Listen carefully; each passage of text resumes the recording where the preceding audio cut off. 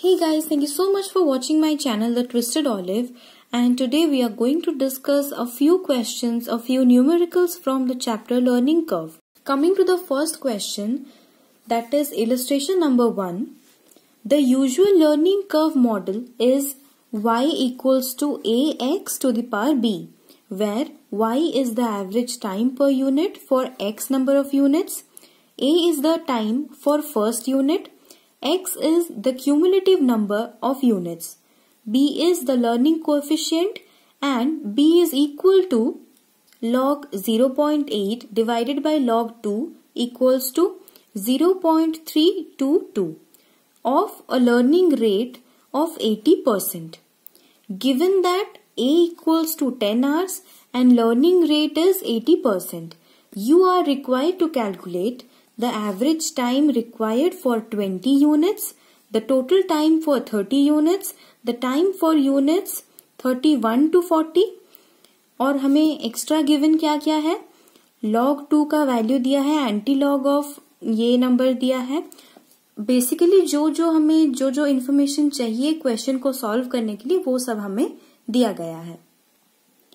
सो पिछले क्लास में हम लोगों ने ये फॉर्मूला देखा था, तो इसको हम लोग ऐसे भी लिख सकते हैं, y equals to a x to the power b. इसको हम लोग x का टू दी पावर b करके भी लिख सकते हैं. तो हम लोग देख लेते हैं हमें गिवन क्या क्या है क्वेश्चन में. फर्स्ट जो डेटा हमें गिवन है वो है a का वैल्यू. a का वैल्यू गिवन है कितना, 10. ओके, सो नेक्स्ट हमें दिया है b का वैल्यू. तो b यहाँ पे क्या है, b is the learning coefficient, और लर्निंग का जो रेशियो है यहाँ पे वो कितना है, 80%. So this will B 0.8. तो ये जो b का वैल्यू है ये हम लोग कैसे निकाल सकते हैं, ये बेसिकली हम लोग ऐसे लिखते हैं, log b divided by log 2. This is log 0.8 divided by log 2. तो इसका जो वैल्यू है ये तो ऑलरेडी क्वेश्चन में गिवन है, दैट इज -0.322. अब हमें क्या गिवन है, अब हमें x दिया है. x कितना है, x क्या है, x is the cumulative number of units. तो क्वेश्चन में जो फर्स्ट पॉइंट है उसमें क्या बोला है कि we are required to calculate the average time for 20 units. x will be 20 units. So हम लोग अगर फर्स्ट पॉइंट का देखें तो यहाँ पे जो फॉर्मूला है वो क्या हो जाएगा, y equals to a into x to the power b. ये कितना हो जाएगा, y तो हमें नहीं पता, y तो हमें निकालना है. y क्या है, y is the average time per unit for 20 units. ठीक है, तो y का तो हमें कैलकुलेट करना है. सो ये हो जाएगा y इक्वल्स टू a का वैल्यू है 10 इंटू x कितना है, x है 20 टू द पावर -0.322. फिर हम लोग अगर यहाँ पे लॉग ले ले दोनों साइड में, taking log on both the sides, अगर दोनों साइड में हम लोग लॉग ले लें तो क्या हो जाएगा, this will be log y, और ये साइड में क्या हो जाएगा, this will be log 10 plus log 20 to the power -0.322.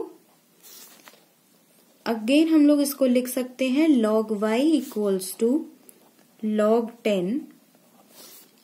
ये इधर आ जाएगा -0.322 इंटू log 20.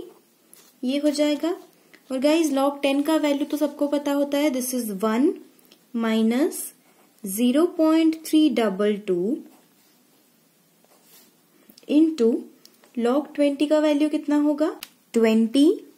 फिर हम लोग 15 टाइम्स इसका स्क्वायर रूट निकालेंगे 1 2 3 4 5 6 7 8 9 10 11 12 13 14 15 हो गया।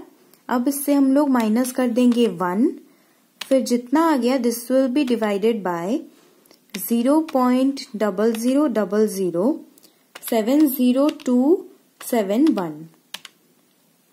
ये आ गया 1.301 इंटू 1.301। अब हम लोग मल्टीप्लाई कर लेते हैं दिस इंटू, हमें कितना मल्टीप्लाई करना है 0.322, 0.322, ये आ जाएगा 0.418। This will be 1 minus 0.4189 equals to 1 minus 0.4189, 0.5811, 0.5811। तो अभी हम लोग y का वैल्यू निकाल सकते हैं, वो क्या है एंटी लॉग 0.5811। और गाइज हमें क्वेश्चन में तो इसका वैल्यू दिया ही है, एंटी लॉग ऑफ 0.5811 कितना होगा, this is 3.812 hours. So guys ये कंप्लीट हो गया हम लोगों का इलस्ट्रेशन नंबर 1 का पॉइंट 1 का आंसर। अब हम लोग देखते हैं इसके सेकेंड पॉइंट में क्या बोला है। सेकेंड पॉइंट में बोल रहा है the total time for 30 units.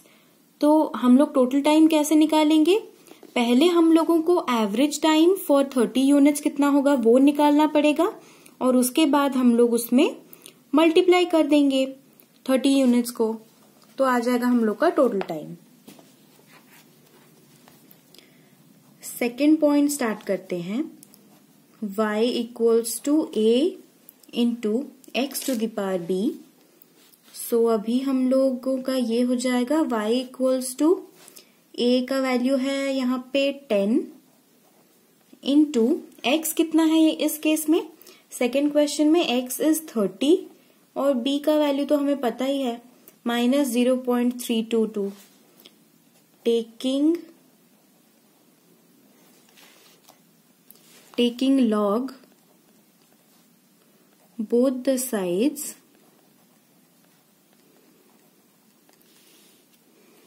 कितना हो जाएगा, ये हो जाएगा log y equals to log 10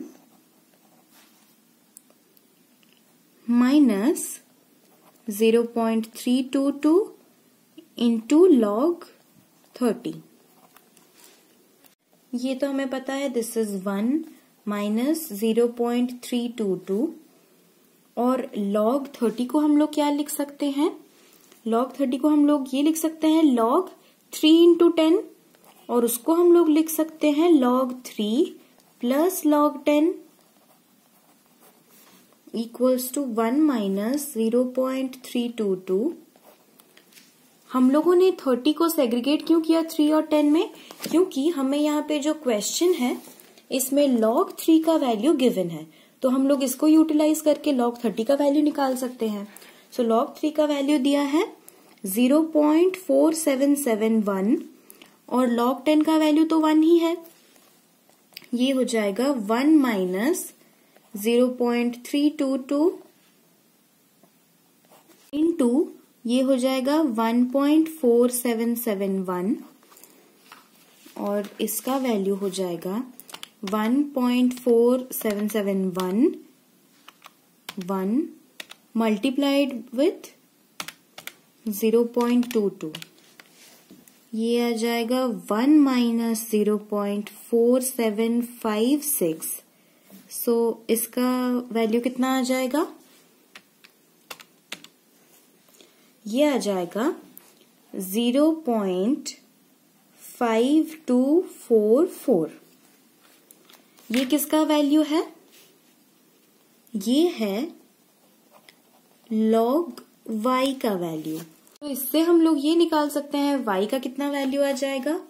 अगर log y equals to 0.5244, so y will be antilog of 0.5244। इसका वैल्यू भी हमें क्वेश्चन में गिवन है, दैट इज 3.345। तो ये जो है ये कितने के लिए है? ये average time per unit, this is per unit. एक यूनिट के लिए हमें 3.345 आवर्स लगते हैं। तो टोटल टाइम हमें कितना लगेगा? 3.345 इंटू 30। कैलकुलेट कर लेते हैं। 3.345 इंटू 30, 100.35।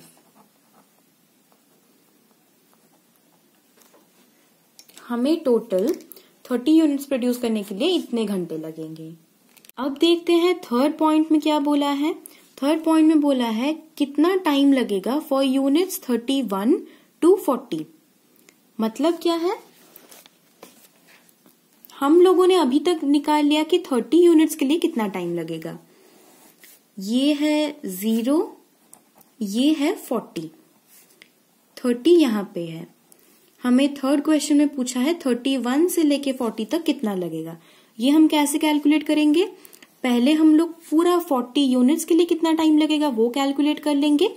उससे हम लोग 30 यूनिट्स के लिए कितना लगा, जो कि ये है 100.35 आवर्स, उसको हम लोग अगर माइनस कर देंगे, टोटल इतने से इतना अगर माइनस कर देंगे हम लोग, तो हमें 30 से लेके 40 के बीच का टोटल टाइम मिल जाएगा। So let's start with the third point. इसमें हमें निकालना है कितना?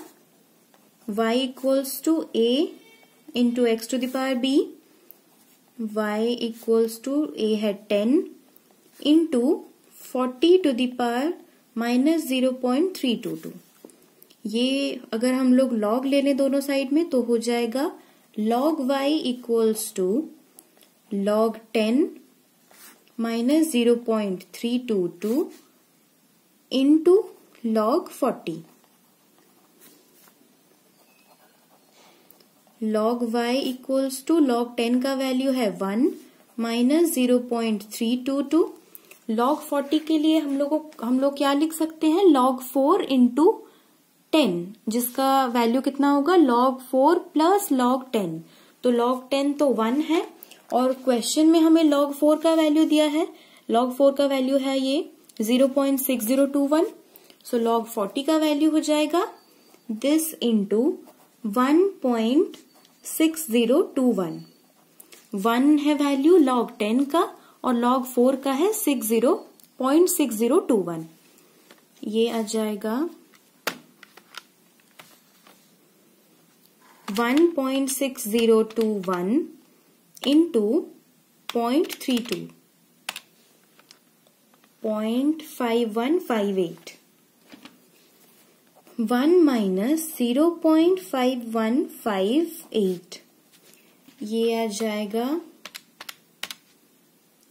0.4841।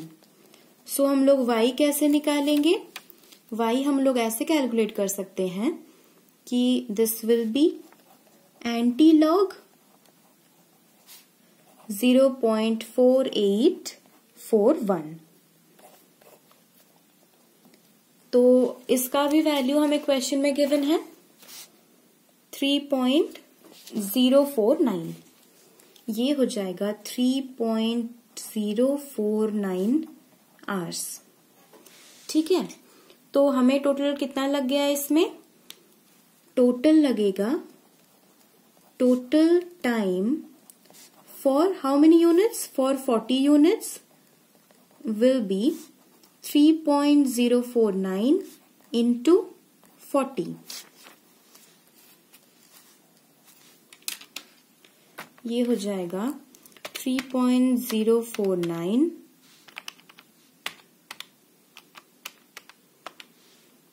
इंटू 40, ये आ जाएगा 121.96 आवर्स टोटल। ये है टोटल, इतने आवर्स लग जाएंगे हमें 40 यूनिट्स के लिए। तो हमें total time for 31 to 40 units, ये कितना हो जाएगा? क्या करेंगे हम लोग, पूरा 40 से 30 तक कितना टाइम लगा उसको माइनस कर देंगे। ये आ जाएगा 121.96 आवर्स माइनस कितना, ये वाला, दिस विल बी 100.35 आवर्स। ये कितना हो जाएगा, this will B 21.61 hours. I hope ये वाला क्वेश्चन आपको समझ में आया। ये तो काफी इजी क्वेश्चन था और जनरली ये चैप्टर के सारे इजी न्यूमेरिकल्स ही हैं, तो आप लोगों को ज्यादा दिक्कत नहीं होगा इसको करने में।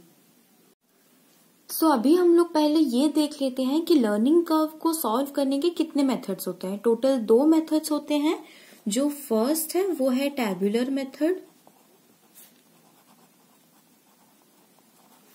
और जो सेकंड है वो है लॉगरिदमिक मेथड।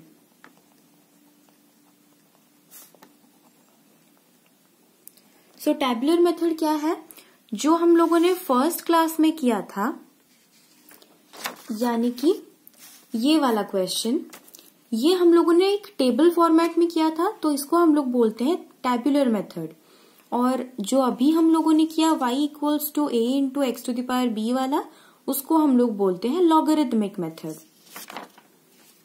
तो अभी हम लोग जो क्वेश्चन करने जा रहे हैं इलस्ट्रेशन नंबर 2, वो लॉगरिदमिक मेथड नहीं है, वो है टैब्यूलर मेथड। तो क्वेश्चन पढ़ लेते हैं क्या है। क्वेश्चन है,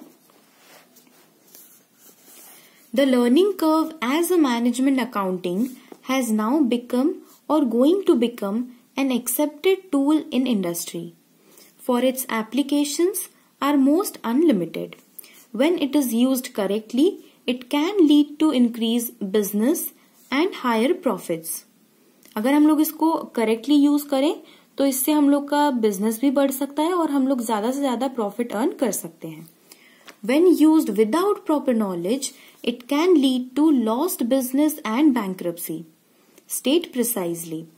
तो ये बोल रहा है कि अगर हम लोग इसको गलत तरीके से यूज करेंगे या फिर उसको सही तरीके से कैसे यूज करना है ये हमें नहीं पता, तो हम लोग या तो बिजनेस में हमें लॉस हो जाएगा या फिर हम लोग बैंकरप्ट हो जाने के भी चांसेस हैं।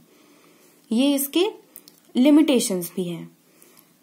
सो यहाँ पे बोला है state precisely your understanding of the learning curve, कि आप लोगों ने लर्निंग कर्व के बारे में क्या सीखा है। ये तो हम लोगों ने पढ़ ही लिया, इसके यूजेस क्या है, इसके एडवांटेजेस क्या है, इसके लिमिटेशंस क्या है।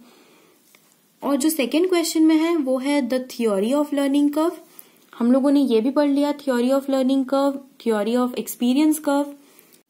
और यहाँ पे जो थर्ड पॉइंट है इसमें बोल रहा है the areas where learning curve may assist in management accounting. हम लोगों ने ये भी देख लिया जिसको हम लोग बोल रहे थे एरियाज ऑफ कॉन्सिक्वेंसेस। ये भी हम लोगों ने देख लिया, areas of consequences. Fourth question जो है ये एक न्यूमेरिकल है। बोल रहा है illustrate the use of learning curves for calculating the expected average units cost of making 4 machines और 8 मशीन्स के लिए।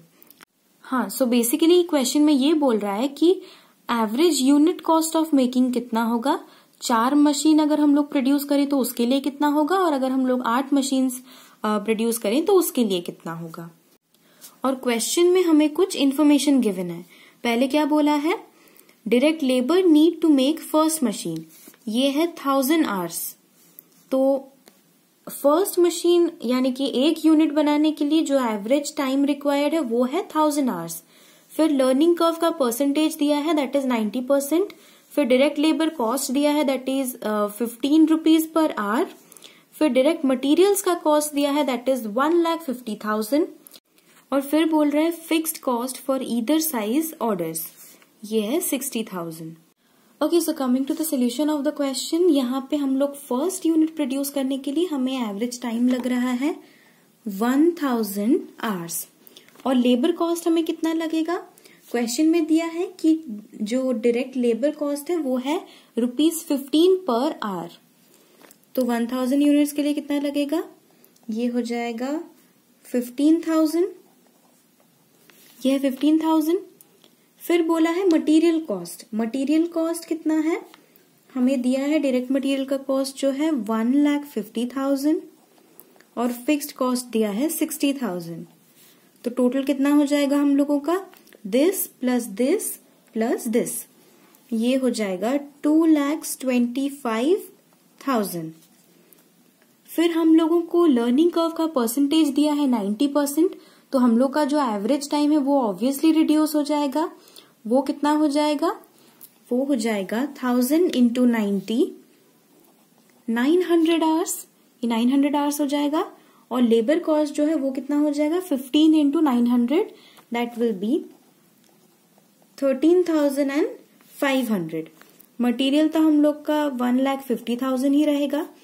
और जो फिक्स्ड कॉस्ट है, फिक्स्ड कॉस्ट जो प्लांट है उसके लिए तो फिक्स्ड ही रहेगा, लेकिन अगर हम लोग पर यूनिट देखेंगे तो वो ऑब्वियसली कम हो जाएगा। तो अगर एक यूनिट के लिए 60,000 था तो 2 यूनिट्स के लिए हो जाएगा 30,000।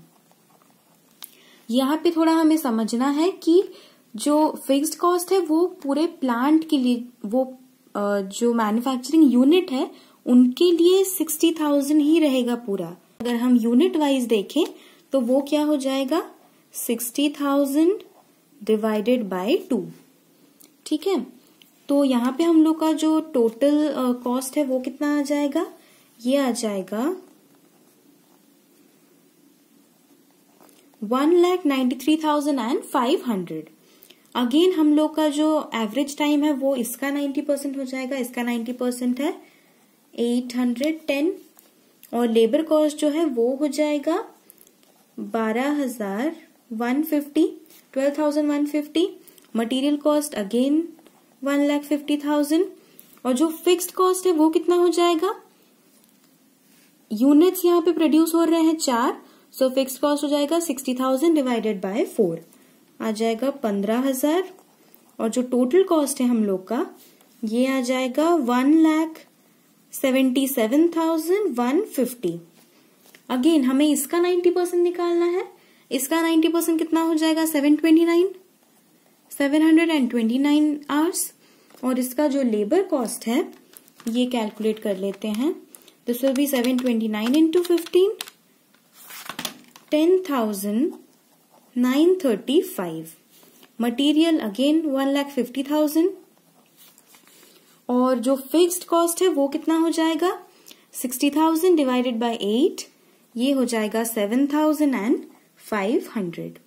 तो इसका जो टोटल आ जाएगा ये हो जाएगा 1,68,435। ये टोटल हम लोग का 8 यूनिट्स के लिए टोटल कॉस्ट इतना आएगा और 4 यूनिट्स के लिए टोटल कॉस्ट इतना आएगा। सो क्वेश्चन में हमें ये जो क्वेश्चन है इसमें हमें क्या क्या पूछा था कि 4 मशीन्स और 8 मशीन्स बनाने के लिए जो expected average unit cost of making है वो कितना है, तो वो हम लोगों ने आंसर निकाल लिया। सो गाइज आई होप आज जो 2 क्वेश्चंस हम लोगों ने किया ये आपको समझ में आया होगा। सो अगर आपको समझ में आया और ये वीडियो अच्छा लगा तो प्लीज मेरे इस वीडियो को लाइक करें, अपने दोस्तों के साथ शेयर करें और मेरे चैनल द ट्विस्टेड ऑलिव को सब्सक्राइब करें।